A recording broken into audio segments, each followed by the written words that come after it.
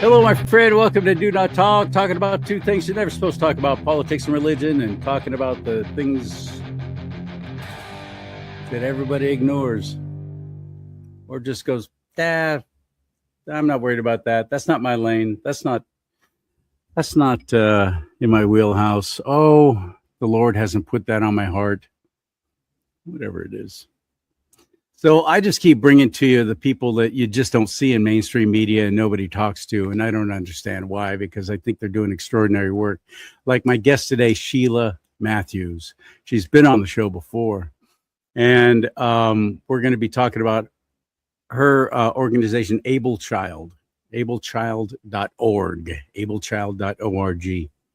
And there's an event coming up. As a matter of fact, the end of this month, March, I think 31st, in Georgia.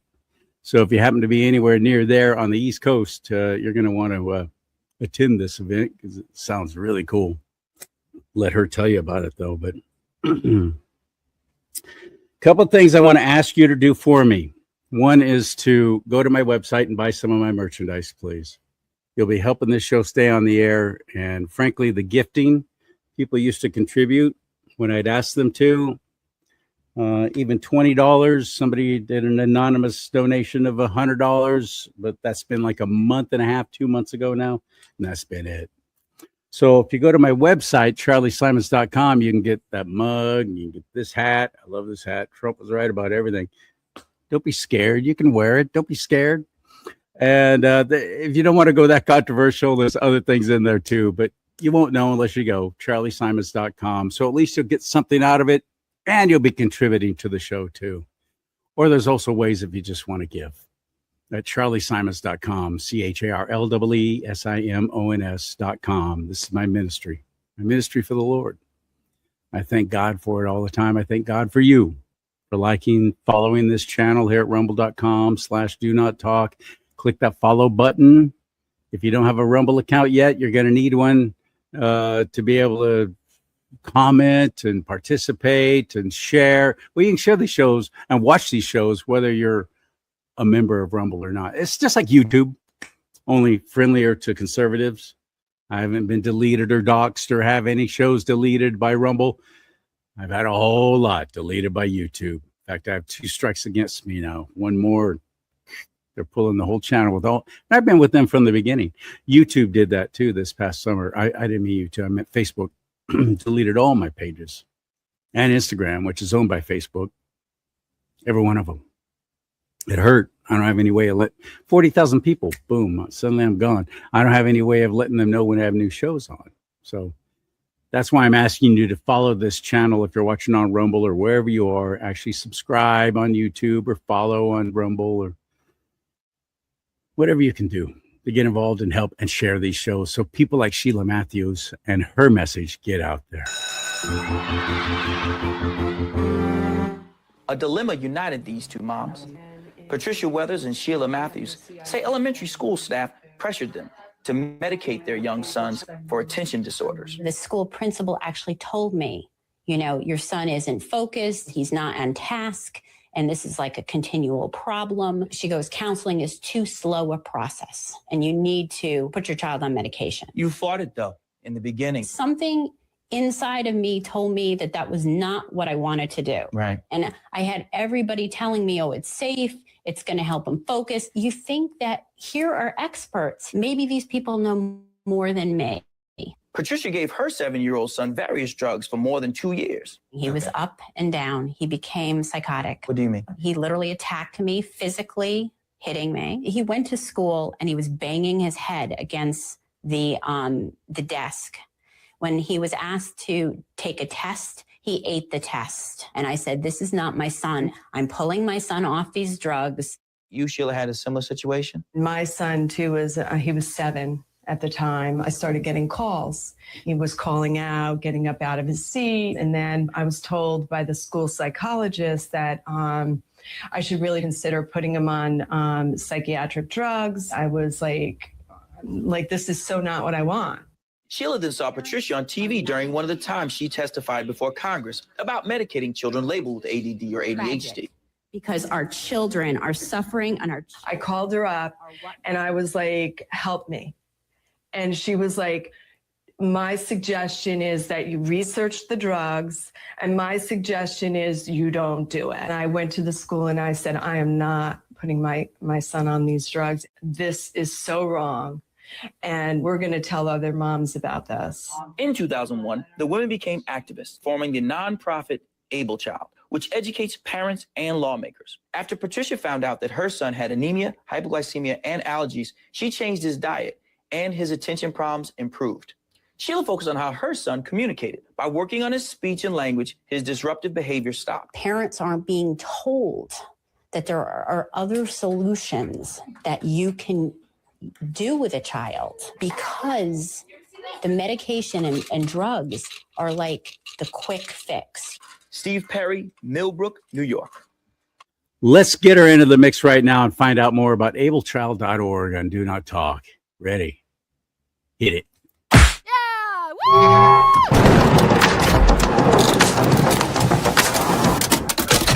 Hi, thank you so much for having me on again. It's a Hey, pleasure. thanks for being had again. It's my favorite joke.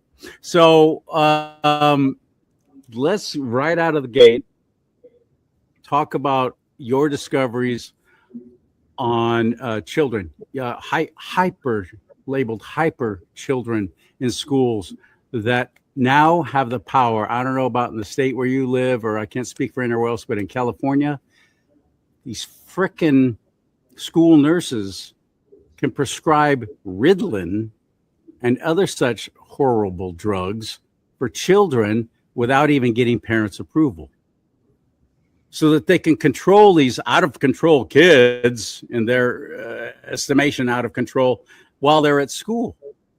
Is that happening where you are too? Yes, it's happening throughout the country. It's basically a lack of informed consent. And basically, you send your kid off to school and they do these checklists. And based on this checklist, they say, oh, your child has ADHD, which is a made up disorder by the psychiatric industry and the drug companies. You know, they got together and they took these traits of these children. And I got into it. You know, I have two boys. And when my son was 7. Mostly boys. I was going to say it's mostly boys they do this to. Yeah. And so basically, when it happened to my son at 7, I didn't know anything about it. And God put this woman in front of me, and I was getting ready for my meeting, and I turned on C-SPAN, and there was a federal hearing. And she was saying how she put her son on Paxil and he ended up attacking her, and she no longer recognized her son. And so then we joined forces. I called her and she was like, Sheila, don't do it. You know, look, it's not real. And I thought, you know, everything they were giving me was like, oh, if you don't medicate your son, he's going to self-medicate. You know, he's going to end up in prison. I mean, really scary stuff, you know. What works is a combination. He has of behavioral problems. He's disruptive in class because he has energy. Exactly. And then they were giving me pamphlets on drugs, and they were like, oh, if this drug doesn't work, try this drug. And I'm like, my son is 7 and I just didn't want to do it. So that launched our friendship and our 25 years. We just celebrated our organization, 501(c)(3). And just like you, I was listening to your intro, you know, about donations, and people should really give to you because you're vital. You're vital for organizations like mine that really are turned down by big tech. You know, we've been labeled by big tech as derogatory and dangerous.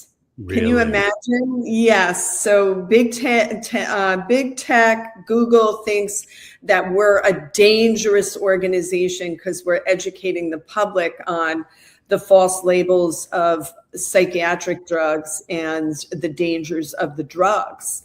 You know, so you know, we get I write our organization. What we do with our money is we write articles on different topics that directly affect parents and human rights regarding these drugs. And so we submit them to joehoff.com, and then they go on the Gateway Pundit. And Joe Hoff, Gateway Pundit, one of my heroes. He's so great. He's so great. So he runs this article for me, and he gets monetized. Like, he advertises, he uses my content, which I'm so grateful for. And then in turn, we get donations. People like what we write. So it's a really nice partnership, you know.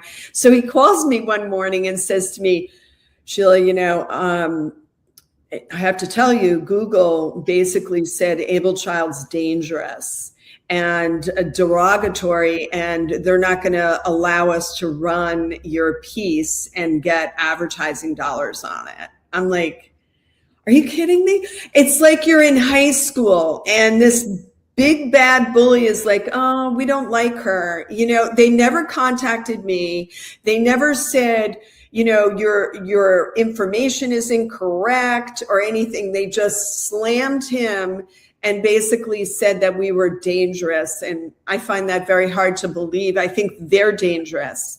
And so I'm grateful for your podcast and your courage. And so, you know, we've been doing this for about 25 years. We've been recent guests on for the last 2 years. The War Room and Steve Bannon has been really very supportive of our organization. And yes, he's magnificent. I have to tell you, he's so smart. And he really has latched on to our mission because it's saving children. You know, it's saving the undeveloped heroes. Before they get a chance to be heroes in the United States, they're drugged, incarcerated most of the time because they become addicts. These drugs are very addicting, and the government has completely endorsed it. So we don't take any money from the government. So it gives us a little bit more a bold approach to the government. And so, you know, we're out there. We're writing. We write at least 4 articles a month. And they appear on the Gateway Pundit, and they're all about these mass shootings and how the government is withholding the documents. So that's what we really focus on a lot, you know, and how these kids are on cocktails of drugs. And then we work a little bit on legislation because we are a nonprofit. We can't endorse candidates, nor do I want to, because I think they're both a little, you know, both parties. And it gives me the opportunity to really focus on human rights. So we like to work with everyone. We have our favorites, of course, that are kind to us. And then we have our not so favorite people that we're just praying for. There you go. Well, let me tell you my story.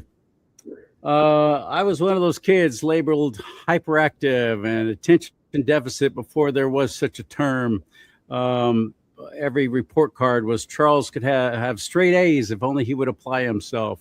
I was always being sent to the principal's office. I was always in trouble. I was disruptive. I was loud. I was hyper. I wasn't. So much had to do with diet too. You know, I mean, everybody who's feeding their kids sugary cereals every morning then can't understand why they have behavioral problems. Come on, start looking at your own. What are you feeding your child? Because it's easy. That's all it is. Just downright laziness, I think. People trust the labeling.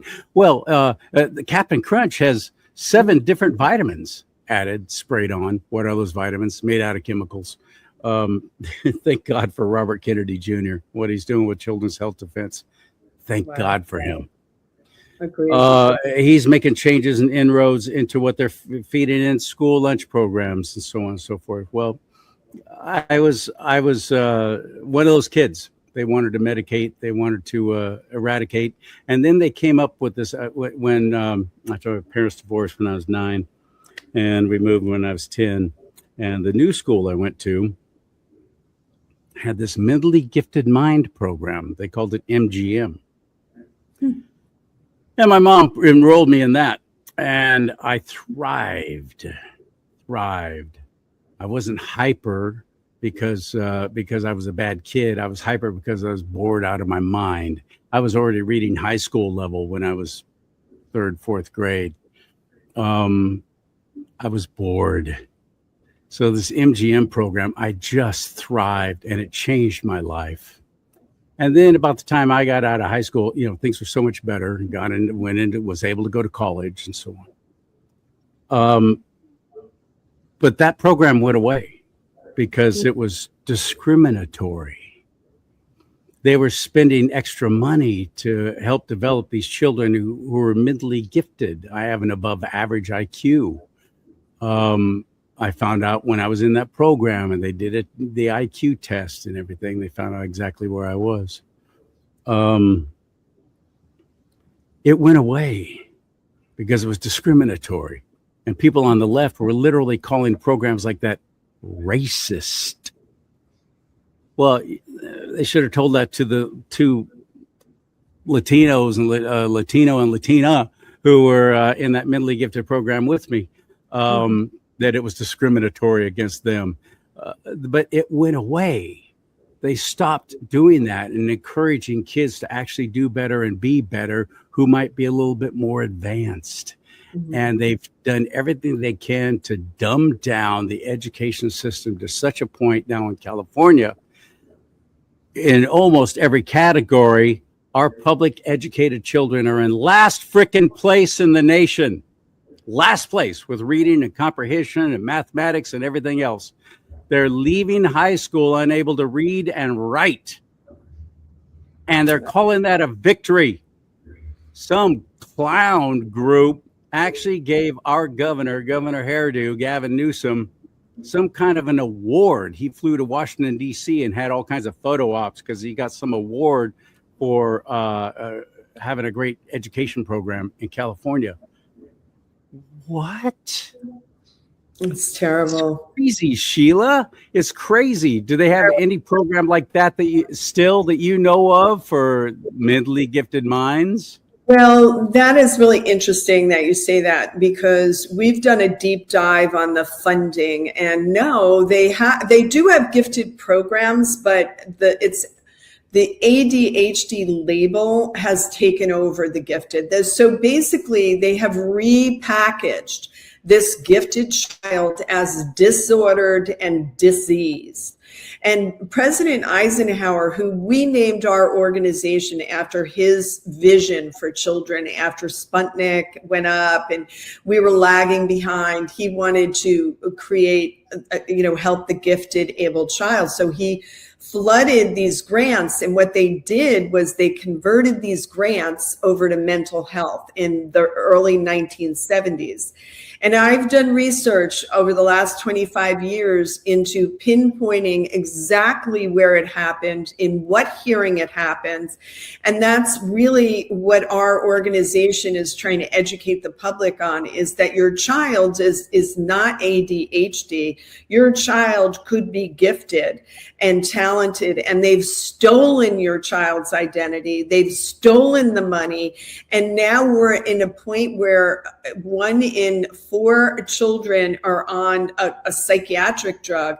And so now they're just drugging everybody. And so, but the most important work that Able Child's doing in our upcoming events in Atlanta, in Georgia at the Capitol, is about the conversion of this child. It's like we found this treasure of information about the gifted child that was the ADHD checklist mirrors that of the gifted checklist. So they took the traits of boys like you and they converted it to mental illness, because that's where the money flew and that's where these grants were converted. And so the gifted programs are very weak. In Mondavi in New York City just canceled the early gifted program. in New York, oh, we shouldn't point out children that are gifted. Like you were saying, it's discriminatory. And then they push this mental illness on us and say there's stigma behind it. And the stigma is the pharmaceutical marketing campaign. There it is. So, you know, so they're like, oh, there's all this stigma. And so it's a campaign to get you to label your child mentally ill. And we have really a lot of support from children that are actually really impaired, like the Down syndrome children or, you know, palsy children that really need the money for life care. And they've poisoned the entire environment. So everybody is mentally ill. Everybody's handicapped. And you see that in what's happening in Minnesota with all the fraud. They haven't even gotten to the drugs that are involved in this fraud. They've only knocked on the shops to see that there's no shop there, but they haven't dug into the Medicaid numbers in which these kids are on multiple cocktails of psychiatric drugs we're paying for. So our exhibit in Georgia is really focused on educating the public how you should be proud to say, when somebody says my child's ADHD, you should say, no, my child's gifted. And I have the proof. I'm a member of Able Child. I know my child's history. I know the laws that protect me. And we don't charge anything to be a member of Able Child. We give you your history back. We have dug over the last 25 years to find the fraud and corruption. And we have dug out and we found this jewel. And what this jewel is your child is gifted. And your child does not have to go on psychiatric drugs in order to receive an education, you know. So our exhibit is, you can't really see it, but behind us is a beautiful boy like yourself when you were young, and Arthur, of pulling the sword out of the stone, you know. And so that an artist, Sean Danconia, has put together this beautiful vision of giving the power back to the child and labeling the child rightfully President Eisenhower's able child. So your child can thrive and be on an adventure in life versus being chemically constrained and chemically altered during your most important, valuable years. My son was 7 when it started. So they're brain damaging these children, and we're no longer going to allow it, you know? And so that's really kind of what we're aiming to do. It's the first of the kind exhibit. I shouldn't say that. In the 1960s, you could read about this woman in Rhode Island who got the governor to create a whole week of recognition for the gifted child. And so there's a history there. Which governor were? It was the Governor Schaefer out of the state of Rhode Island. He was a Republican back in the late 60s. And this woman basically went to him, and she was a homeschooler. She was taking these kids that were involved in clinical drug trials, this Ritalins and all that which Bradley Hospital was doing. She took these kids in and was educating them at her house. And then she went to the governor and said, these children are gifted. So he declared an entire month of October as the gifted child. So this woman, I found this woman. She's long since, I met her when she was 80. You know, God gave me the opportunity to meet her. And she wrote a book about the gifted that is very rare. I have a copy of it, and all her work is in it. You know, so she was the first Sheila Matthews, so to speak. You know, she was, I looked to her work. And I looked through it, and it was just amazing what God has revealed to me about these children. It's amazing.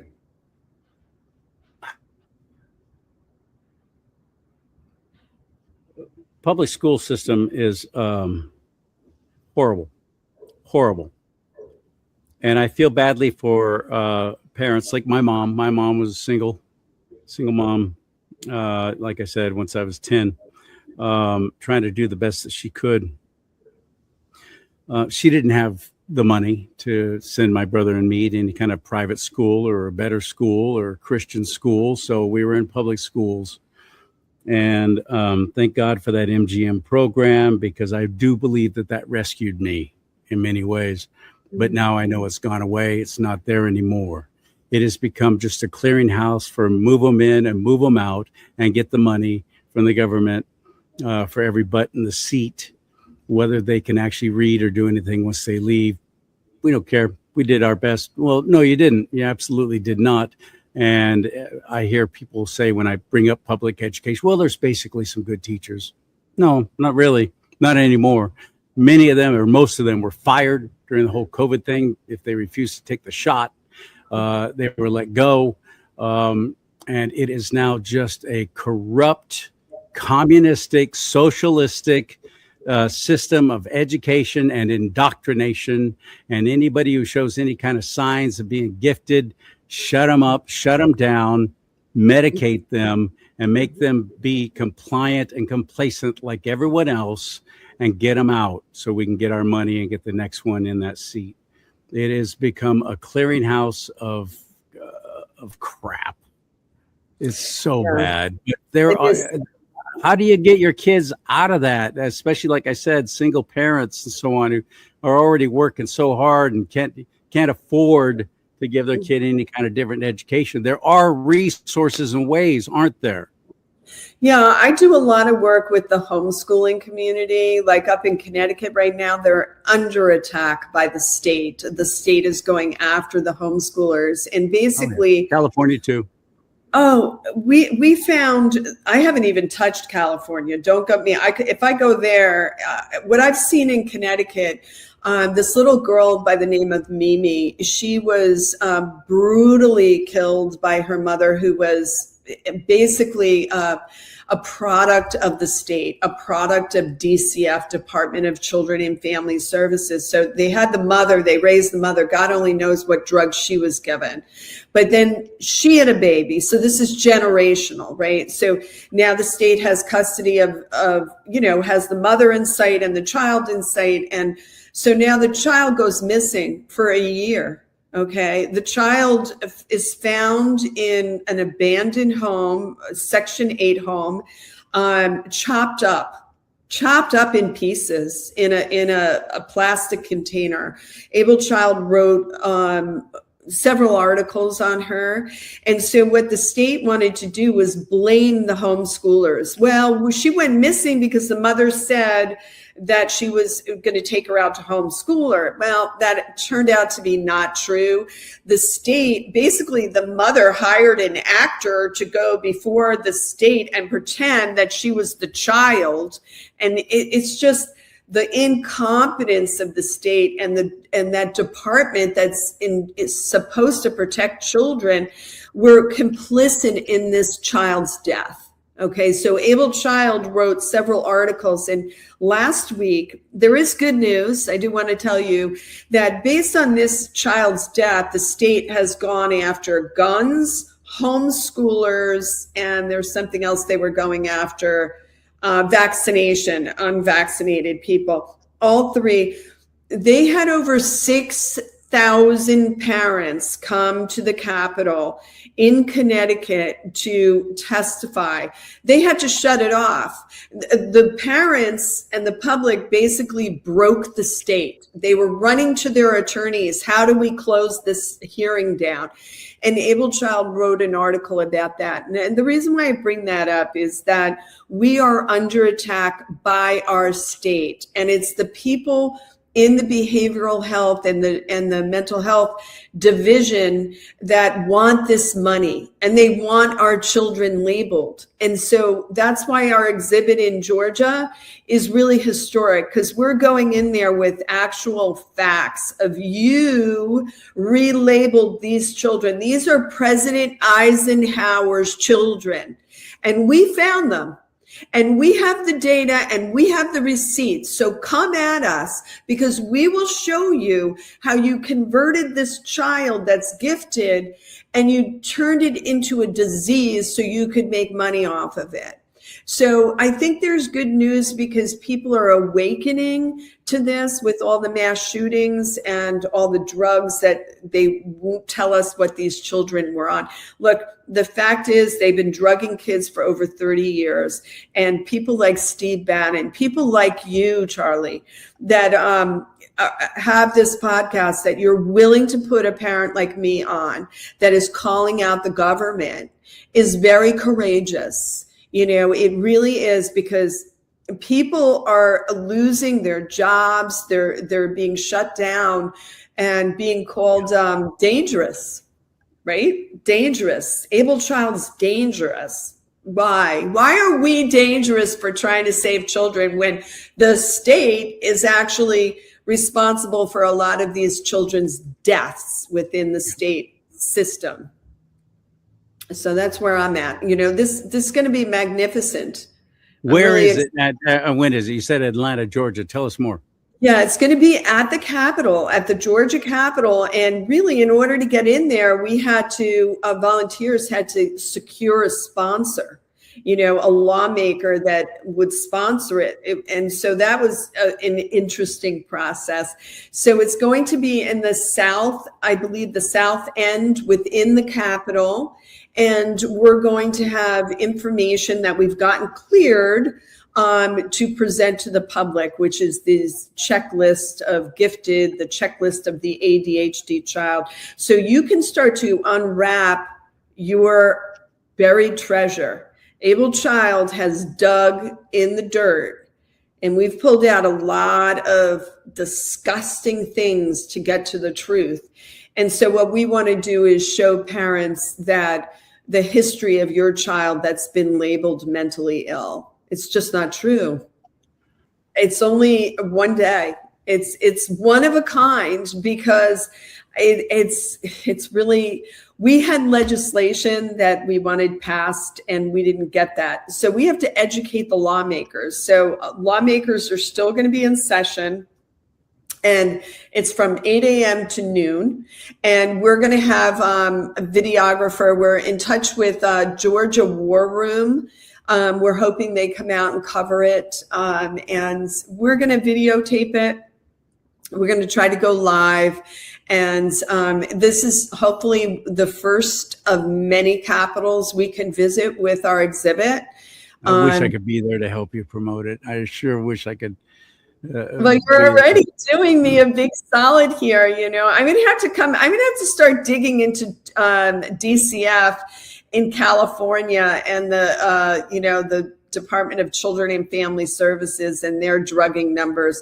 I just have been. There's a new report that was released on all the different states of how many children are drugged in Medicaid. It's frightening. It's really, I mean, think about it. You had a single mom, and, you know, that breaks, you know, I have my own story, but, you know, imagine not having any parents and the state is your parent.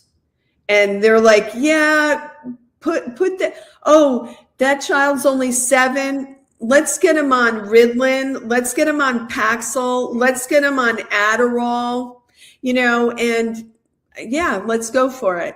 And that's what's happening. And we have documents that are basically saying that children as young as a year old are on these drugs. I mean, how is that even possible? You know, when I was talk about 1 year old, they put me on phenobarbital. I was a baby on phenobarbital.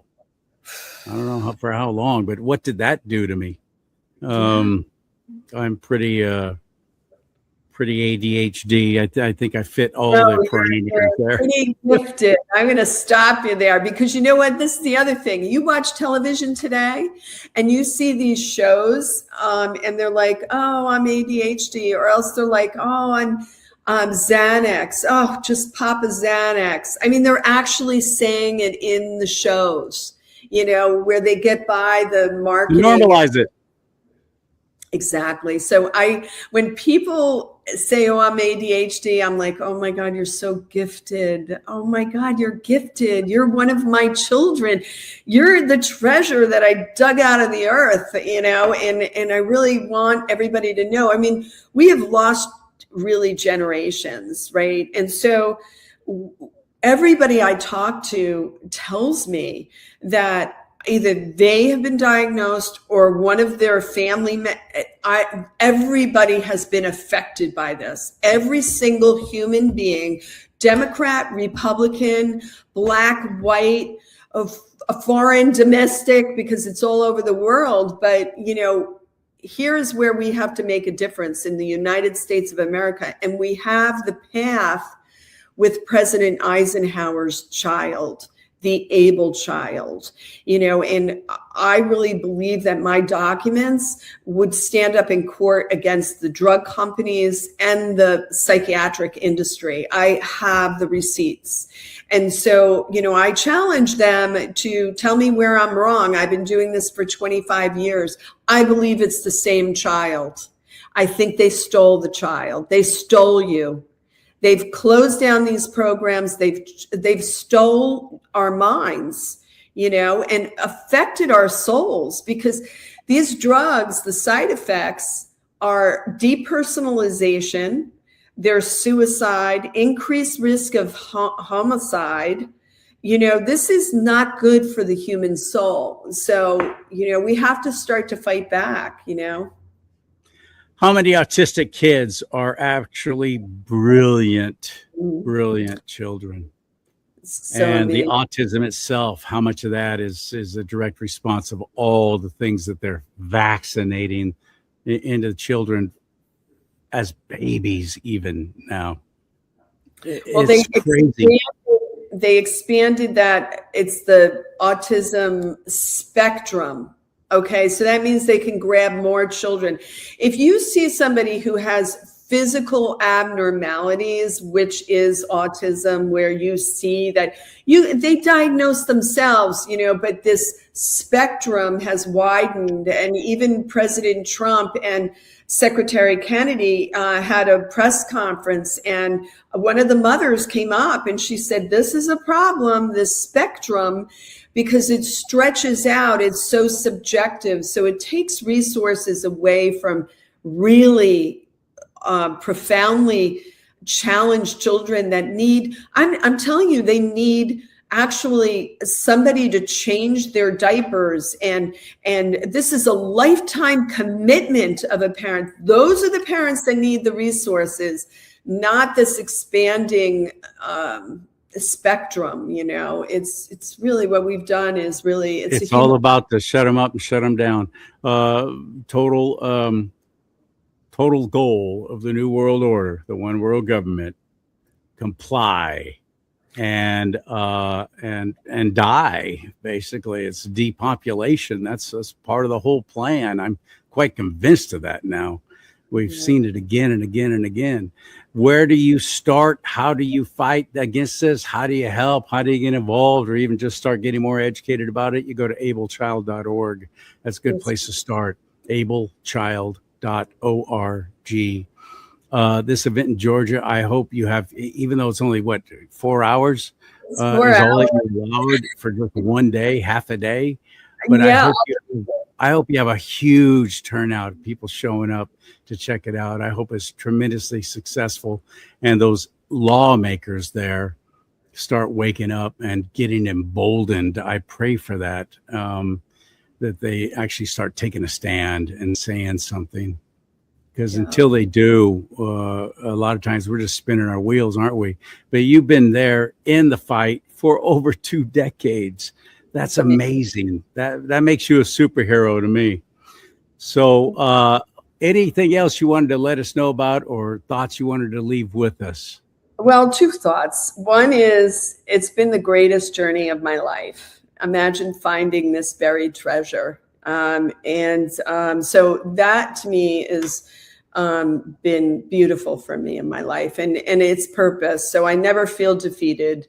And I have my moments. And then the other thing people can do is go on the website, and I have a petition on the top, and I need 10,000 signatures. I'm halfway. I've met the halfway mark, and it's to get federal hearings on the link between psychiatric drugs and this mass violence. And so you could do that. You can donate. I'd rather people, if you're listening to me, I'd really like you to donate to this podcast, and honestly, I think it's really important. And I appreciate your time, and people can sign the petition.